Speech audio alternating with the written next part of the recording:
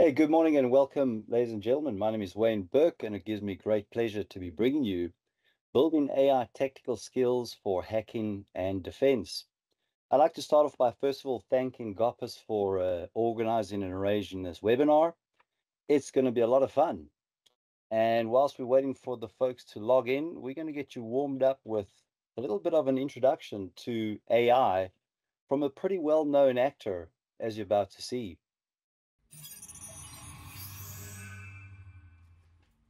Welcome to YouTube Original Stages, once home to Howard Hughes' Spruce Goose assembly hangar and home to much of the first Iron Man, filmed 12 years ago.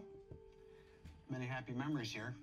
And speaking of taking a look back, technology. It's advancing faster and taking less time to be widely adopted than ever before. Like, as in it took roughly 10,000 years to go from writing to printing press, but only about 500 more to get to email. Now it seems we're at the dawn of a new age. The age of AI, artificial intelligence. Please define. AI is a branch of computer science dealing with the simulation of intelligent behavior in computers. Yeah, okay, there you have it. What does it mean? I don't know. Tons of folks are working on it, right? Most people don't know that much about it, and of course, there's no shortage of data or opinions. Anyway, I've heard it said that the best way to learn about a subject is to teach it. But to level with you, I have a wildly incomplete education. Not in my day job, where I've been AI adjacent for over a decade. Anyway, I figured now would be as good a time as any to catch up on the state of things regarding this emerging phenomenon. My sense of it is it kind of feels like Pandora's box, maybe-ish. Much of my understanding on this topic has come from sci-fi stories, which usually depict us heading towards Shangri-La or dystopia. Like most things, I suspect the truth is probably somewhere in the middle. Now, along the way, we'll demystify some common misconceptions about things we thought we understood, but probably don't. Terms such as machine learning, algorithms, computer vision, and big data, they will be conveniently unpacked to help us feel like we know what we're doing. Kinda. By the way, Pandora's box. What in the box? It was a clay jar. How about that? Demystified. AI is teaching the machine, and the machine becoming smart. Each time we create a more powerful technology, we create a bigger lever for changing the world. It's an extraordinary time, one of unprecedented change and possibility. To help us understand what's happening, this series will look at innovators pushing the boundaries of AI and how their groundbreaking work is profoundly impacting our lives and the world around us. In this episode, we'll meet two different visionaries exploring identity, creativity, and collaboration between humans and machines. Intelligence used to be the province of only humans, but it no longer is. We don't program the machines, they learn by themselves. I was pain-free, and it was, I don't know, it's just kind of fun and satisfying. We have always hypothesized that if we can link the nerves of a human being to a bionic limb, the limb would become part of the person, part of identity. Top it out. Remarkably, it's happened. Cyborg power. It's a tall peak, but pales in comparison to the one Hugh is ultimately trying to climb. We also have the goal of extending human capability beyond a physiological function, jump higher or run faster. So Bionics not only seeks to achieve normative function in humans, but also to extend human expression beyond what people were born with. Human enhancement and augmentation have been around through human history and mythology, from Prometheus stealing fire to the Civil War. Using tools to improve our abilities is a fundamental human development, whether it's stone spears to protect our families or airplanes to transport us farther. And that's really what we're seeing, the transformation of society, and not just racing, not just sports. He's really using these AI tools, and they'll become commonplace, won't be thought about otherwise. AI and machine learning, they're just tools, ones that make us stronger. smarter, faster. AI will play an increasingly dominant role across all the many dimensions of what it means to be human. There's a good chance AI will continue to enhance us in ways both known and unknown, eventually becoming as invisible as the air we breathe. That narrative will play out across all types of human conditions that will enhance human capability, fundamentally change who we are as a human race. The question then becomes, if it does, what do we do with our newfound superpowers?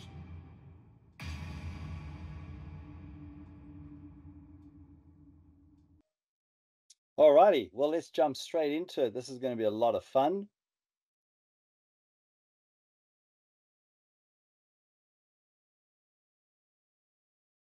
So this is a little bit about my background. Started way back in the industry of IT with a Commodore 64 ZX Spectrum. I come from a police background from South Africa. You might tell with the accent. My wife is from the Czech Republic, and it gives me a great honor and pleasure to be presenting this to you folks. We have huge geopolitical instabilities all over the world, and we really need to be able to get a grip on hacking and defense. I've come from the world of computer hardware, MCSC, MCT, way back in NT4 days. And as the technology changed, so I started following the different in-demand topics.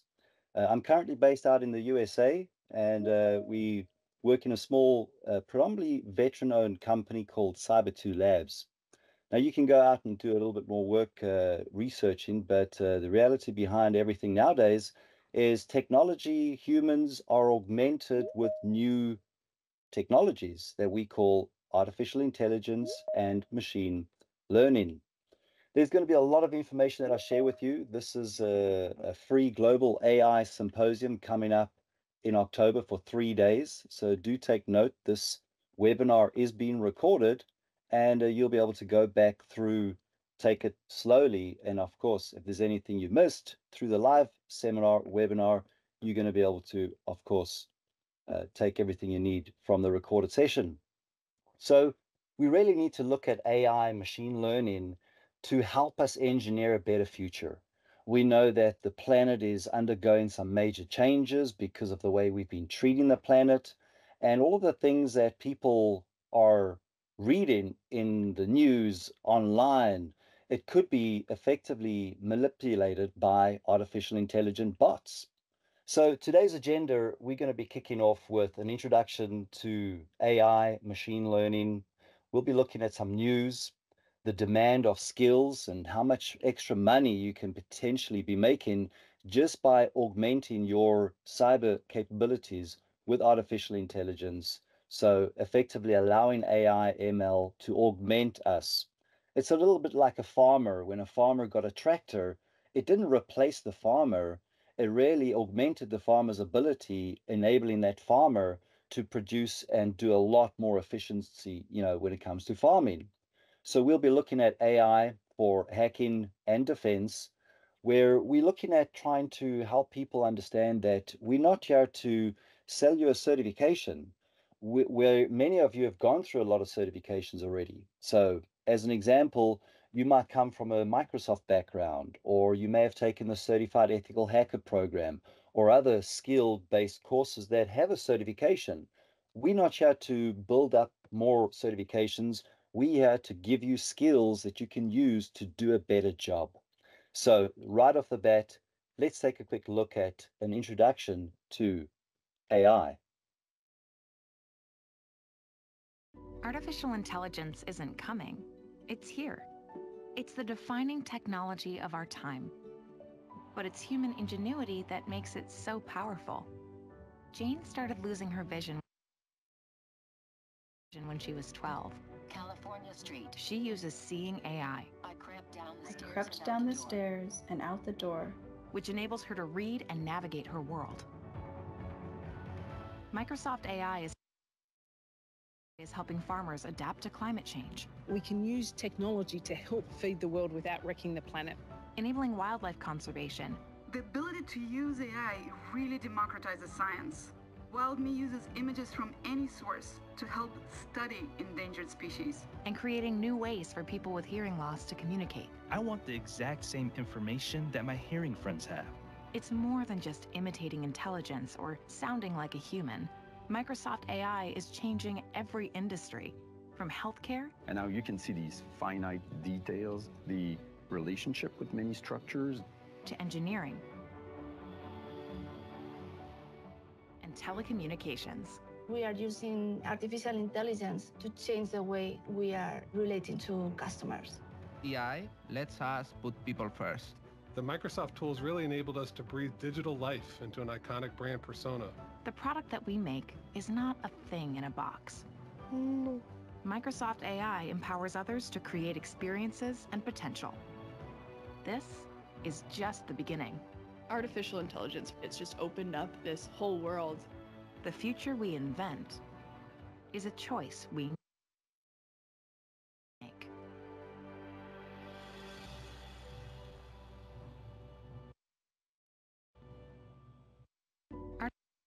So when we talk about machine learning, we need to understand machine learning is part of artificial intelligence, right? It's the foundation for most AI solutions. And this is not new. You know, when I speak to our company president, who is a retired Navy guy, and I get all excited about this new technology, he's always like, yeah, we're building this in the 1980s.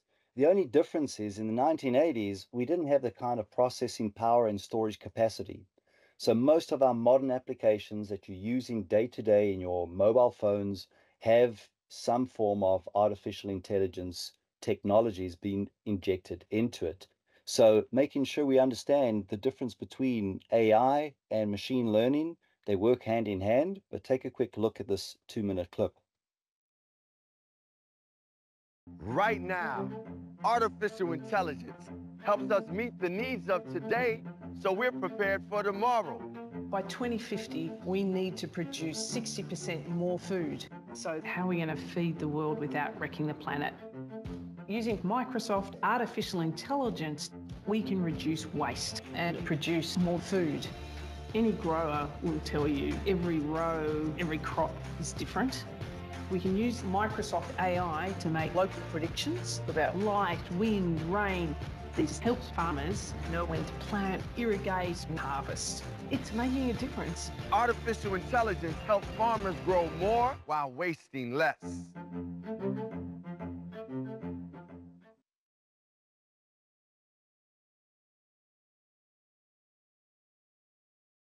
So the part that you all interested in is, well, how much better is it going to make our jobs, right?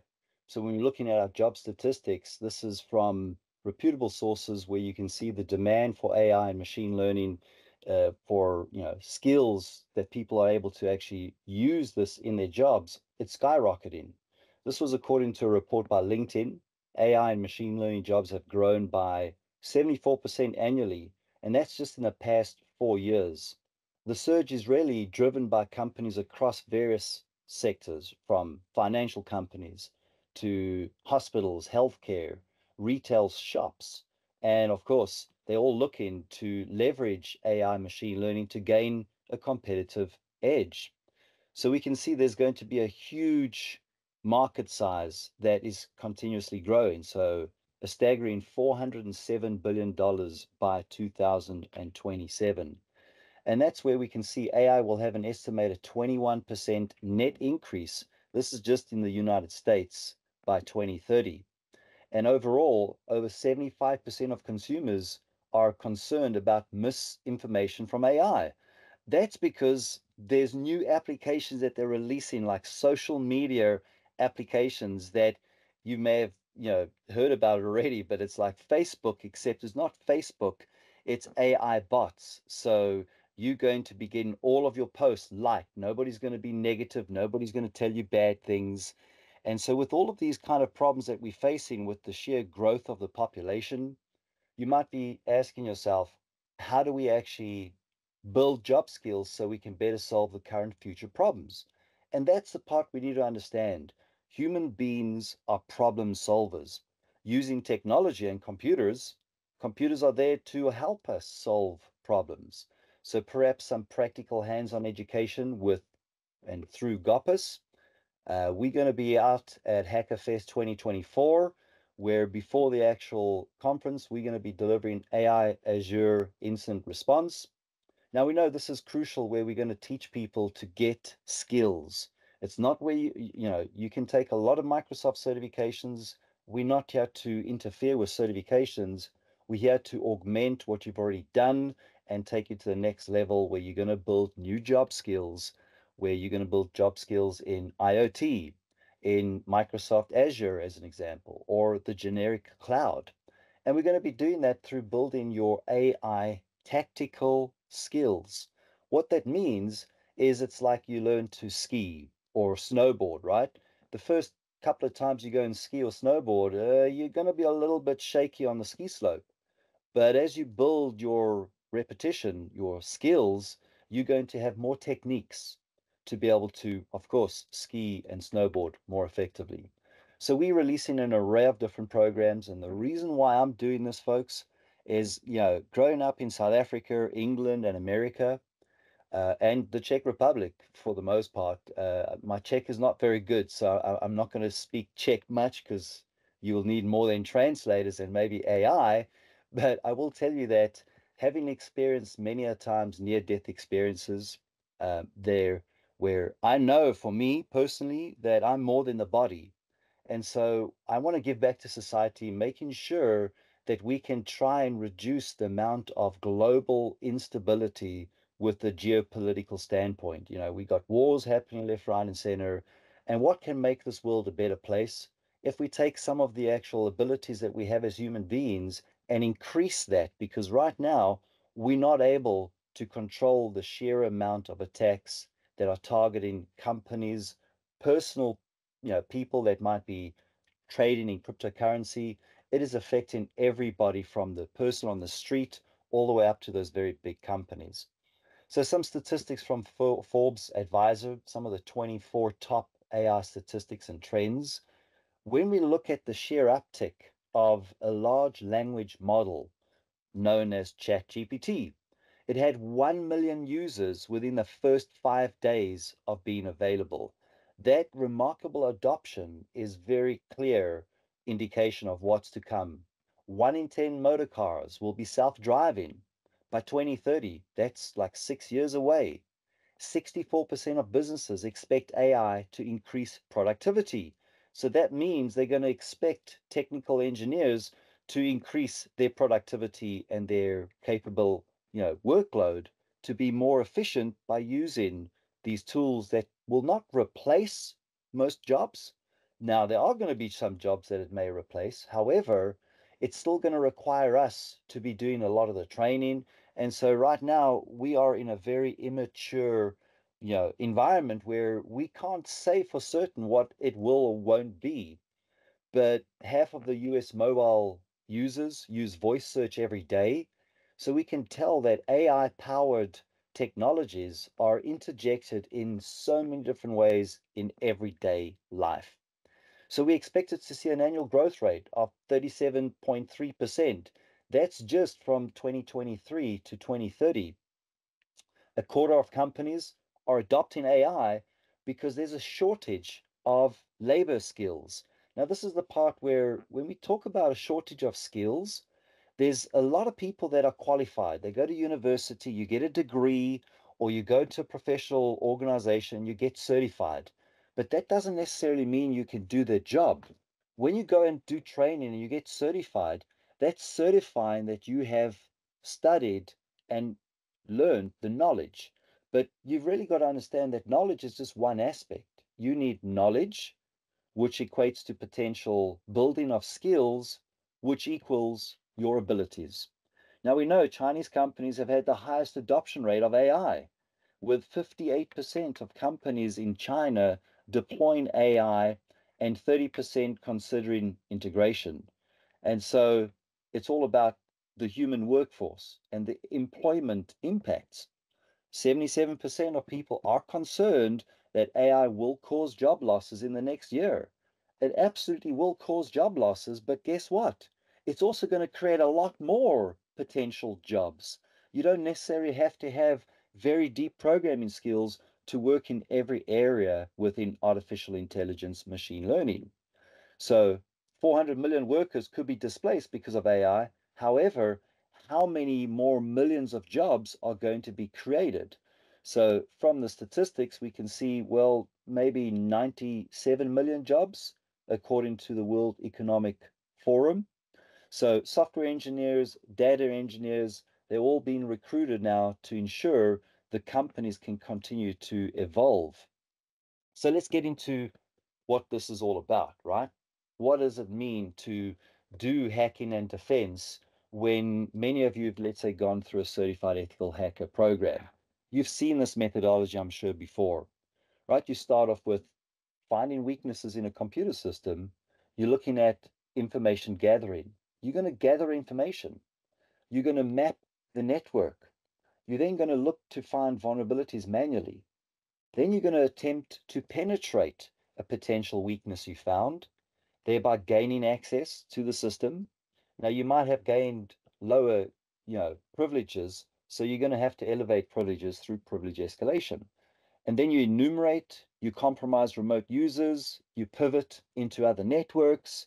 You then try and create a backdoor so that if your server is rebooted, you're going to still maintain command and control. And then finally, the ninth step there is covering your tracks. So we're not replacing the methodology. The methodologies don't change very rapidly. It's the actual tools that keep changing. So all we're going to be doing is giving you new augmentation to use the standard tools you were using before with a little bit of AI and machine learning injection, whether you're going to be using large language models, LLMs, or you're going to be using machine learning, or you're going to be using maybe one of the devices we'll be showing you later on is Ponagotchi. It's a Raspberry Pi Zero, very small form factor computer that uses reinforced learning, your A2C reinforced learning. So there's all different algorithms we can use. There's a ton of things happening, and we're going to take you right from the very beginning into the world of AI. This is an example tool that's now infused with AI. It's called EMBA. It's a German developer that created this. This is all open source. And you can see it now adds AI-supported firmware analysis. So it's not replacing you, the engineer, that has to go out and do the reverse engineering, let's say, of the firmware. Like, as an example, we all know we've been alerted globally that a lot of home wireless access points, your routers, your routers, as they'll call them in Europe, so your routers, as we call them in America, are very much manufactured in China. And so we are going to have to look at better ways of finding weaknesses, because many of these are plugged into businesses, into homes, and people are not aware that their own wireless access point is vulnerable to, state-sponsored attackers using that to launch attacks within localized countries. So all of these tools, you will see there's hundreds of these different tools. I've just taken a few. Now, some of you who may still be concerned with the ins and outs of augmenting our human abilities, this is a research paper from the United Kingdom Ministry of Defense in partnership with Germany. And you can see the table of contents over here. It starts off with better understanding the capabilities of augmenting humans, right? So the technology that can be used. But there's going to be some ethical and legal considerations. There's going to be some implications for society. There's definitely going to be implications for defense. And then there's deep dive into the methodology. So I really encourage you to dive deep and make sure you read in some of these research papers, because as you will see, AI is going to be used in every element within IT, generalized technology, not just cybersecurity. However, it is very much being used in cybersecurity because we're not able to detect attack vectors. Here's a quick example. One of the American governmental bodies, it was the CISA.gov, they went out and did a penetration test for an organization that was another government organization, And that government organization did not detect that they had been hacked for 4 years. So 4 years had passed, and that organization were not aware they were hacked. It was a very long-term research project because it was the government hacking themselves to see the capabilities to be able to detect the attack vectors. So we're going to see AI in threat detection, whether it be for anomaly detection, malware analysis, intrusion detection, risk management, automation, user authentication, and then your general data protection. A very good friend of mine, pretty well known, Win, he's at a lot of conferences all over the world. He's just released this book literally 2 days ago called The Art and Science of Meta War. How to coexist with an AI-driven reality distortion, disinformation, and the potential addiction in meta or the metaverse. And you can see that was just a short overview of what's to come. The reality behind this is, we start looking at, do you believe reality is only a keystroke away? Your brain is a time machine? And so these are things that medically we couldn't have proved 10 years ago. But nowadays, with all this new technology, I mean, come on, even Ray-Ban sunglasses are now coming to be made smarter with Meta AI. These are products that are already released. The careers that are currently right now with 5 years plus experience within AI ML, the current salary range, now this is in the United States. I know some of you are going like, it would be nice if it was in the Czech Republic or in Slovakia, but that is between $210,000 to $358,000 per year. Just when you have understanding of frameworks like TensorFlow or PyTorch, you're looking at a machine learning engineer or a lower level security AI with just 3 years of experience, let's say using machine learning libraries, again, PyTorch, TensorFlow. That pay scale is about $137,000 to $200,000. That's generally within the company sector of communications. And then when you have a senior AI security engineer with 6 years security graduate to university degree, and this is looking at e-commerce, you're going all the way up to $262,000 per year. AI is everywhere. Today we're using Teams, but as you're going to see, more and more technology for online collaboration is being infused. This is called Zoomtopia. This is where there's going to be a free streaming conference on October 9th again. And when we look into this, this is where you're going to see how AI is going to be enriching your sales and marketing, your financial services, your online collaboration, and absolutely your technical workplace. These are just a few examples. So let's jump into some of the hands-on now, folks, where we want to make this more interactive. What you're about to see is in 2016, this was a tutorial that I wrote on building a Raspberry Pi. So this little black box over here is the computer, and this little blue Movidius neural compute stick from Intel is your actual AI accelerator, right? So you'll see a little bit more information where I'm going to show you what we did when this was now nearly 8 years ago. So we look at some of the initial incarnations of this hardware technology. This is a Raspberry Pi running a weaponized Wi-Fi de-auth in an attack framework called Ponagotchi, all again infused with AI. Ponagotchi is using reinforced learning. And then we have our wonderful NVIDIA, the Nano Jetson, where again you can prototype in the cloud or by using physical devices. So having a look at deploying AI using a Raspberry Pi, a camera, and the Intel neural compute stick. Let's have a look at some of the specifics.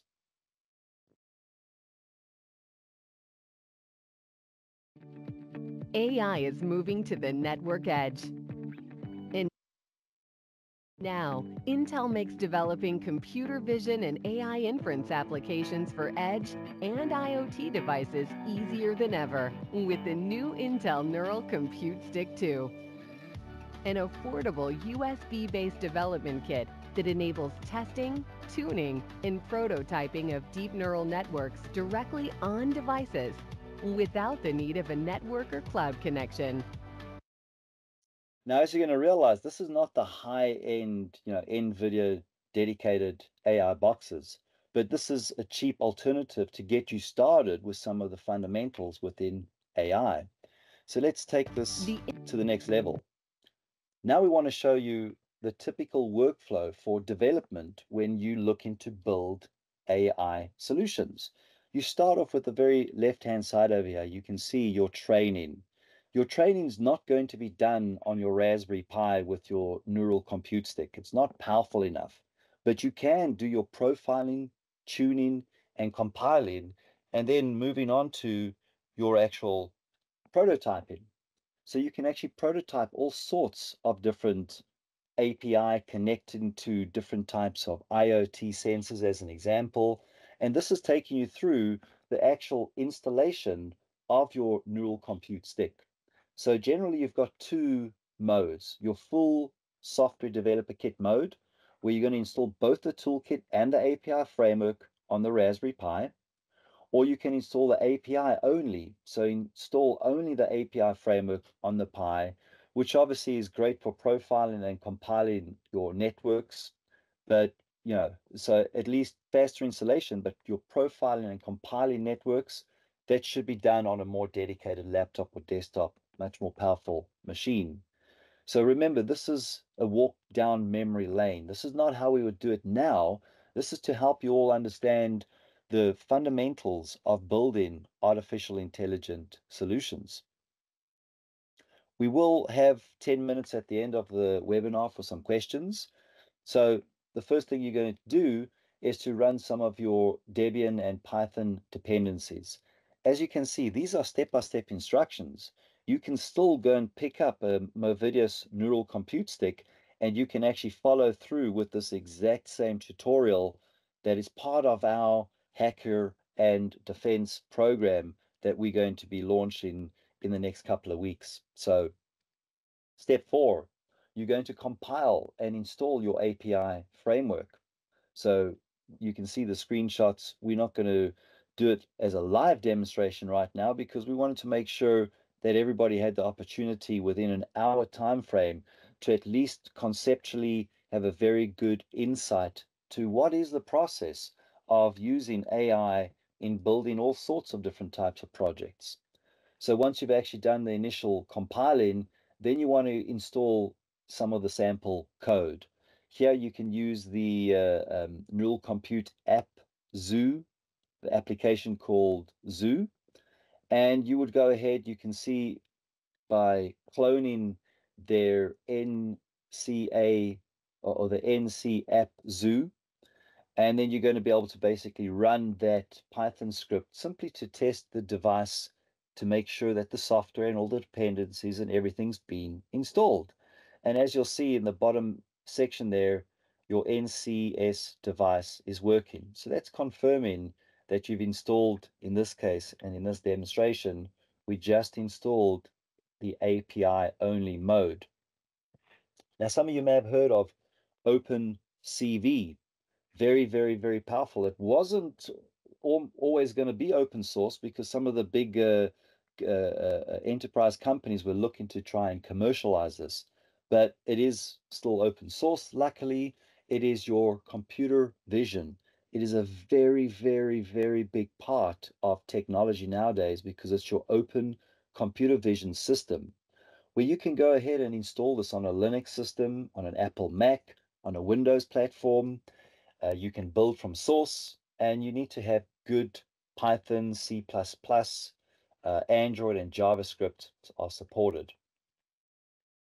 So it is one of the biggest computer vision libraries, contains over 2,500 algorithms. It's operated by the nonprofit Open Source Vision Foundation. And really, it's just a library of programming functions, right? That's really aimed at real-time computer vision. So it also supports the deep learning frameworks that I'm sure many of you may already be familiar with: TensorFlow, Torch, PyTorch. And so in the next section, we need to add a graph. So the basic workflow is to use the Movidius software developer kit, which is going to be used to convert your trained deep learning model so that it can be in a format that the neural compute stick actually understands. So that, of course, it's making your job that is normally done on a development machine. So the key here is the graph. But the term may not be too clear, and this is the big issue with technology nowadays. Within AI ML, there's all of these new terminologies, these algorithms, the deep neural networks. It is just overflowing with terminology that you might not always understand. So you can go ahead and add a graph to your Raspberry Pi. This is from a previous article that was written. So you're going to use the SDK to convert your trained deep learning model so that the neural compute stick can understand.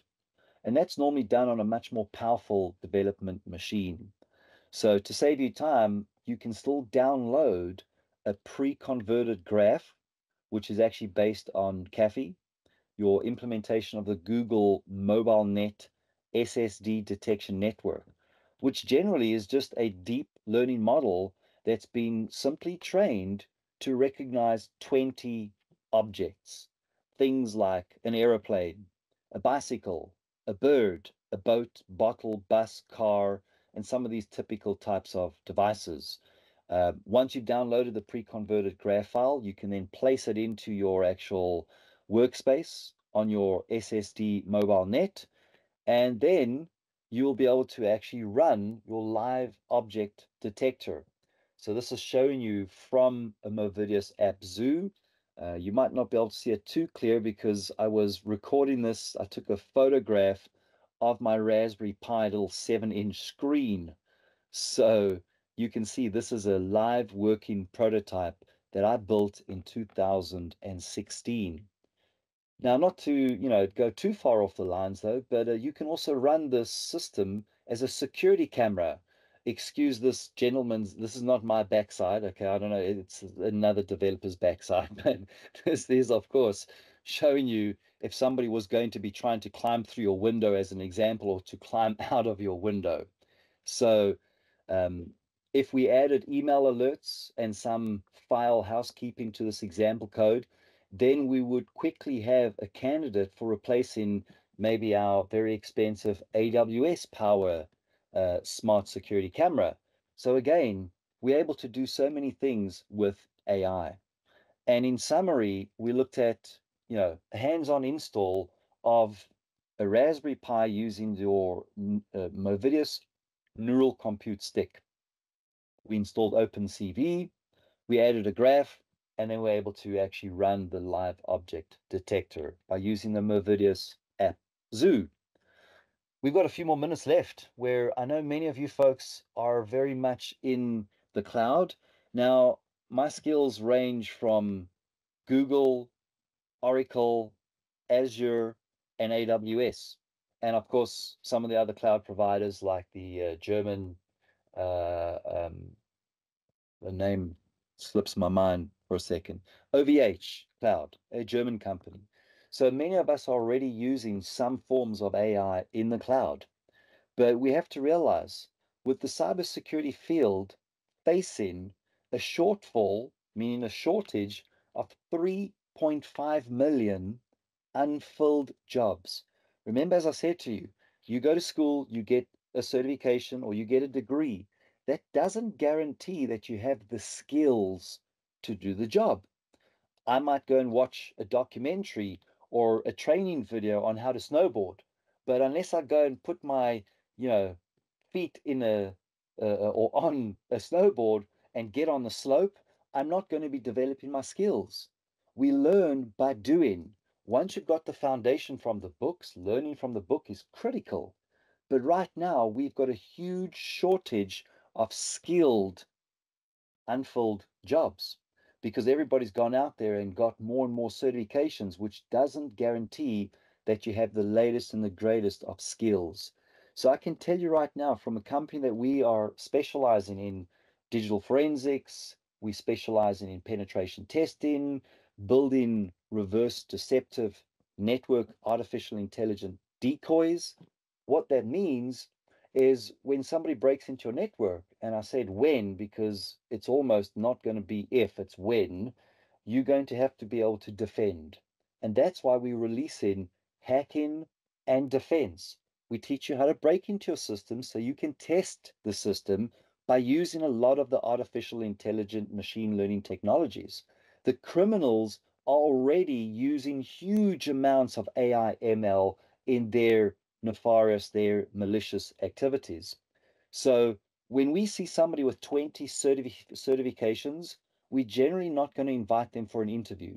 Not because we don't think it's good, but we realize that they've spent too much time getting certified and not enough time building their skills. So some advice that you really need to be taken seriously is you need to be developing your skills. When COVID hit, right, the pandemic came out, we all had our world turned upside down. And I was doing more managerial work and less hands-on technical engineering. And at that time, I realized when I had to go back to the keyboard and do some engineering, I was like, holy crap, I need to go and practice building my skills again, because if you don't use that knowledge, as they say, use it or lose it.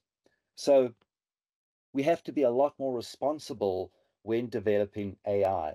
Let's go back in time and look at the very first AI solution that Microsoft released. Within 24 hours, that system had to be taken offline because it had become racist, it had become violent.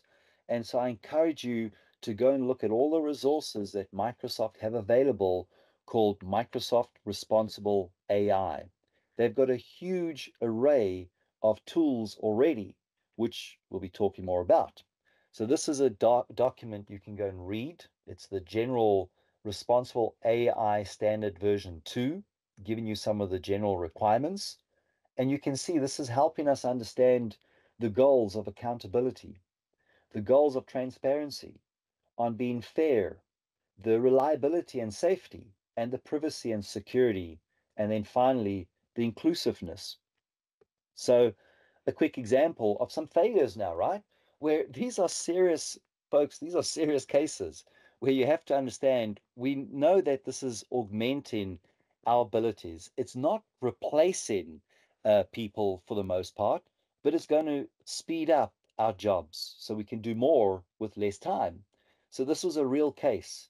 2 lawyers were cited because they went and they used ChatGPT, your large language models. And it was pretty funny because you've all heard of the term hallucinations. Now, hallucinations are because AI is so intelligent that if you ask it something like, hey, ChatGPT, please go and tell me which previous cases have matched certain criteria, well, because it couldn't find that information, it made it up. So it made up, lawsuits that have happened in the past that were not real. So the judge punished them because they didn't bother to verify the ChatGPT output. So once again, we're in a very mature arena right now where we're at the beginning stages of doing some amazing things, but some things are not going to always work out the box.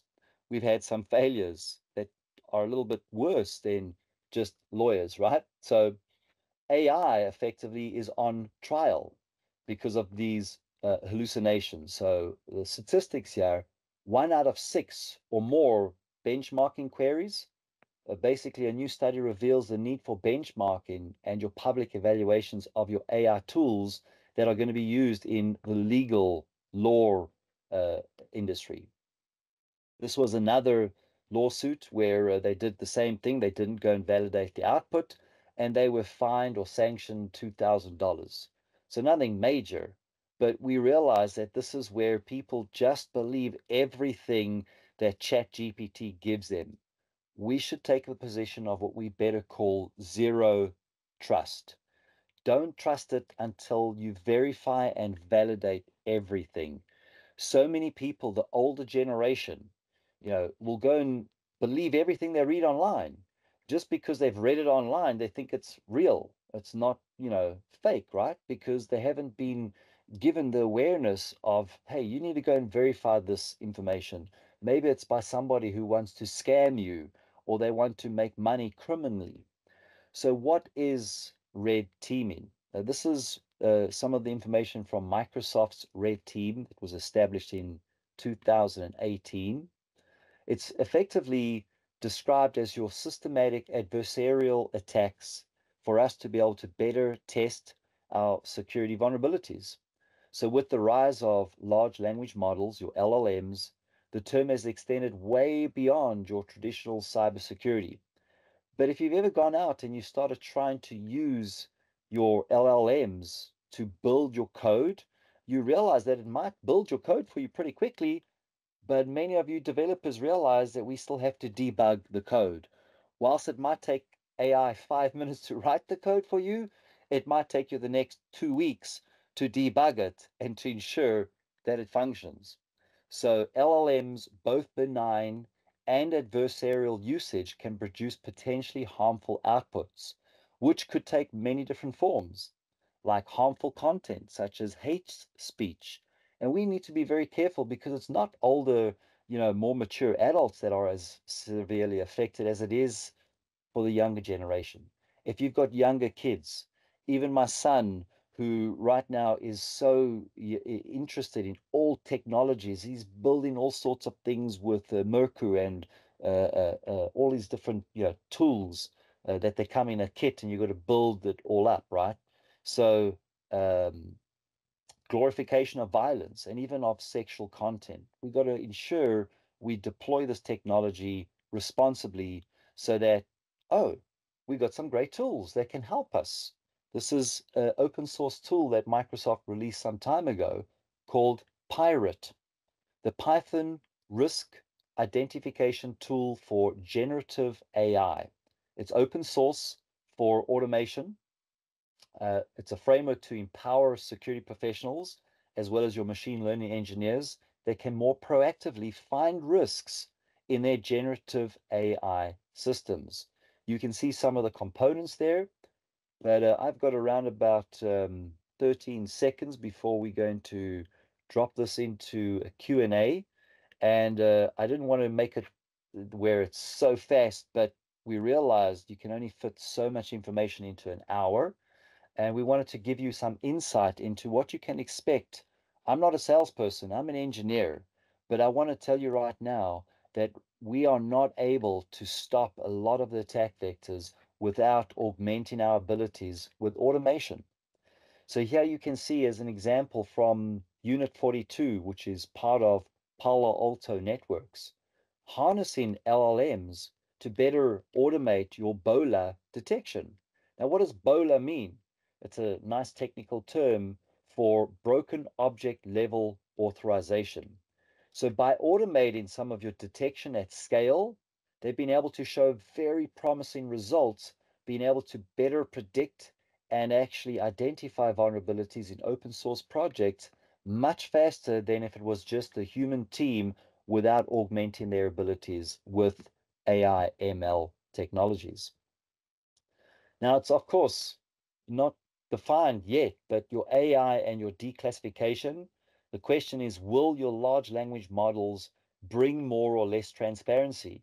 Well, the truth is out there, but it's not really set in stone yet because we have to continue to build better guardrails to better protect how we can send and retrieve information from our LLMs. But of course, this is the whole purpose of us wanting to bring new technologies to the industry. And you can see how Microsoft back in 2002 started with the good old trustworthy computing. That was pretty funny.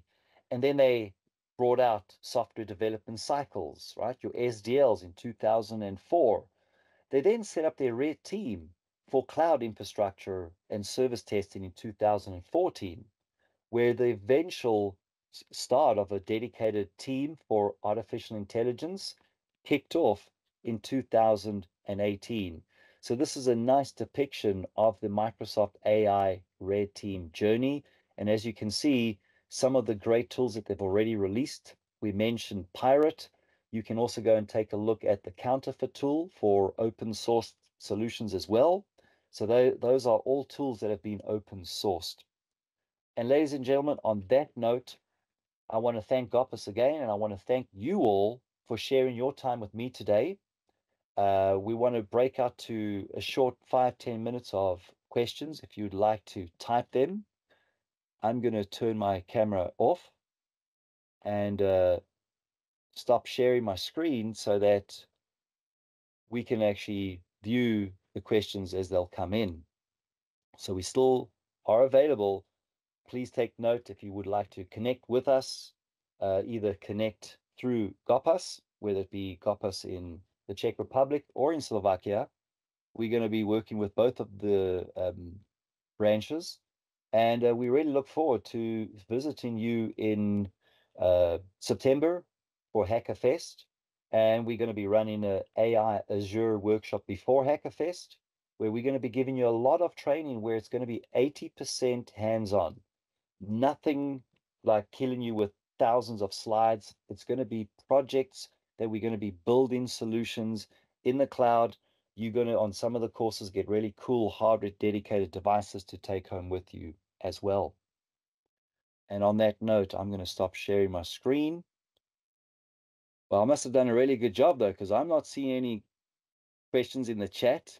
I'm just going to double check with the Q&A. No questions yet. Awesome. But I have one of the personnel from Goppus with a hand raised, so hopefully they don't have any questions. But I do thank you once again for a wonderful webinar. We'll give you 2 more minutes to see if you want to post any questions, or of course you're welcome to connect through LinkedIn, or you can actually email your questions to Goppus and they will then forward them on to us. Alrighty, folks. Well, I thank you from my side for a great webinar. Thank you so much for sharing your time with us again, and we look forward to seeing you in the future. Best of luck, stay safe, and have a wonderful rest of the day, everybody.